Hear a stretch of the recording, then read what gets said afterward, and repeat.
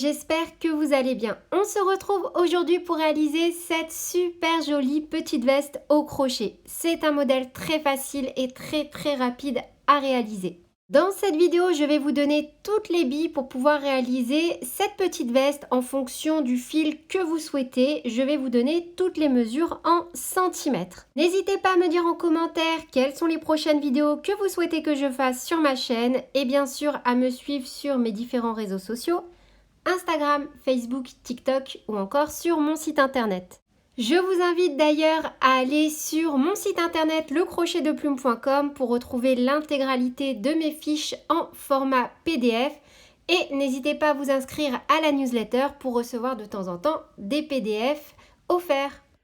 Au niveau du matériel, je vais utiliser le fil de chez Bergère de France, le fil Image, la couleur lichen.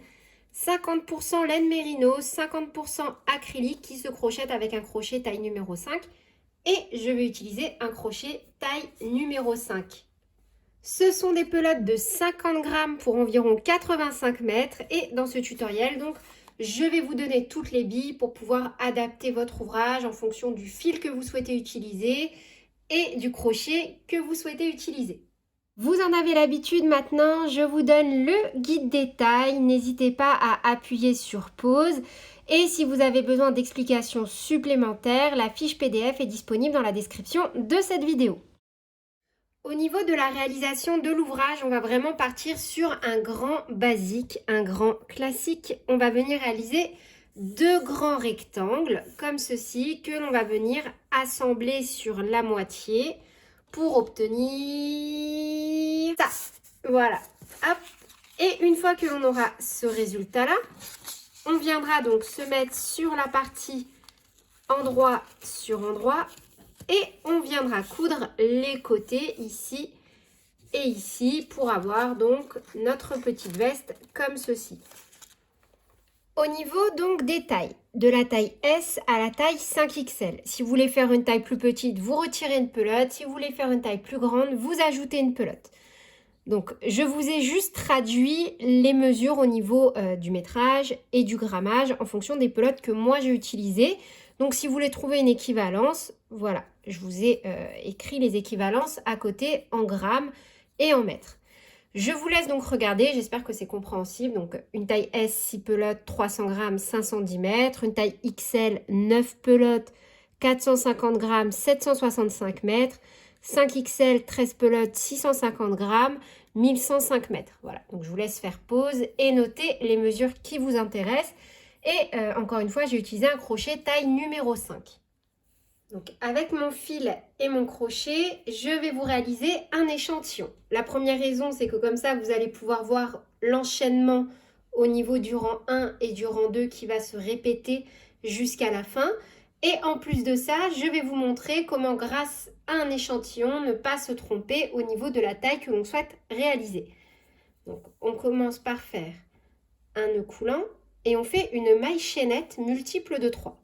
Donc 1, 2, 3, 4, 5, 6, 7, 8, 9, 10, 11, 12.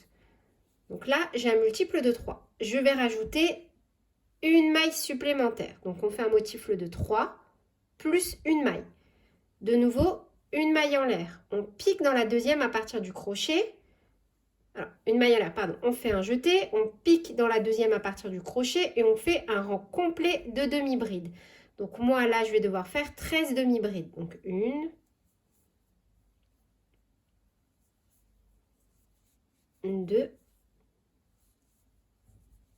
3,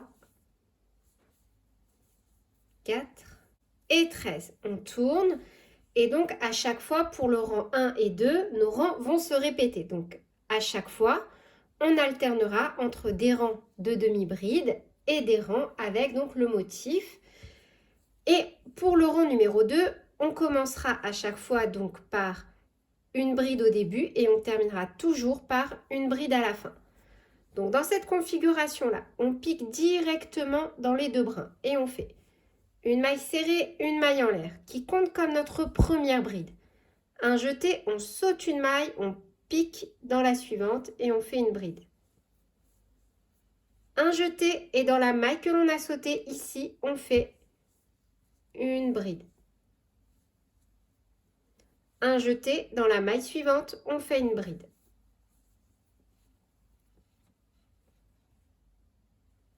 Un jeté, on saute une maille, on pique dans la suivante, on fait une bride. Un jeté, on pique dans la maille précédente, ici, celle que l'on n'a pas travaillée, et on fait une bride. Un jeté dans la maille suivante, on fait une bride. De nouveau, un jeté, on saute une maille, on pique dans la suivante, une bride.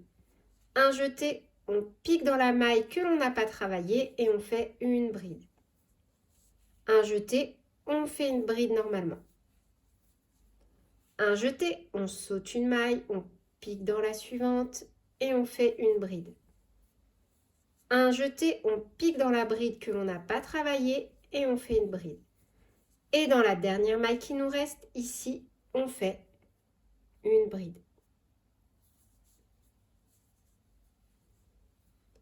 Une maille en l'air, on tourne. Et le rang 1 et le rang 2 vont se répéter jusqu'à avoir la largeur que vous souhaitez.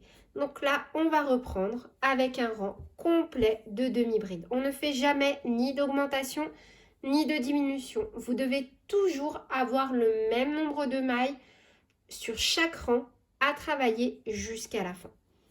Donc là, en piquant toujours dans les deux brins, on ne fait que des demi-brides.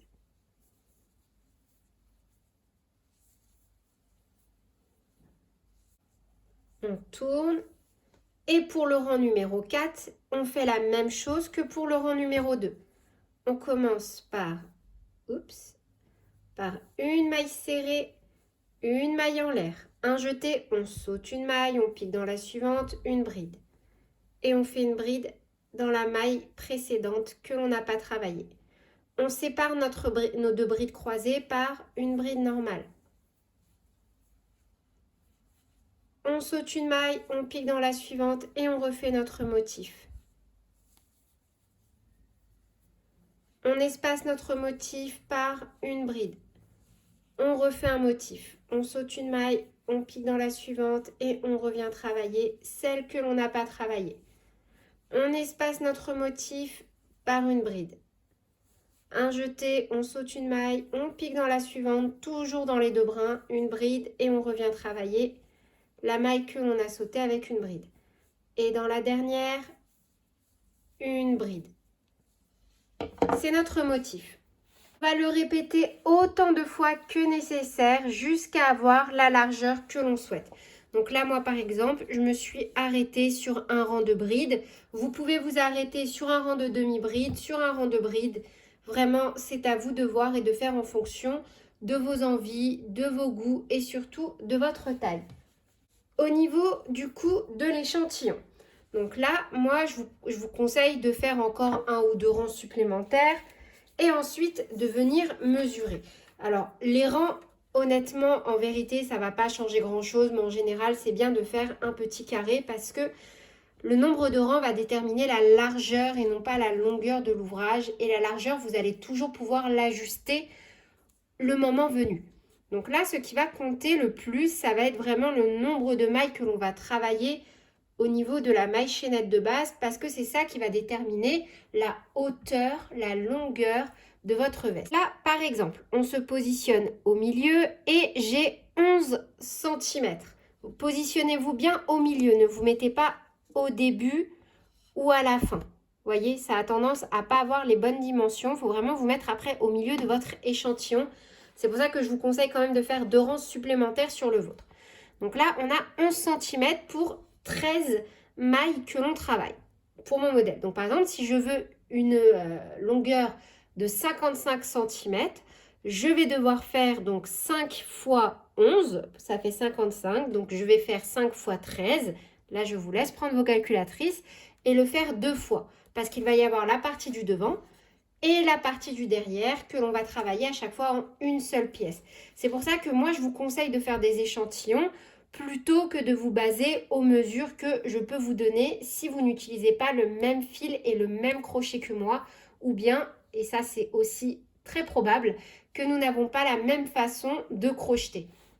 Donc là, moi, par exemple, j'ai réalisé à chaque fois des rangs de 112 mailles et j'ai donc fait 2, 4, 6, 8, 10, 12, 14, 16, 18 rangs pour un total environ, vous voyez, de 23 cm de largeur. Et je vais venir faire donc une deuxième fois cette partie-là, puis on va passer aux coutures.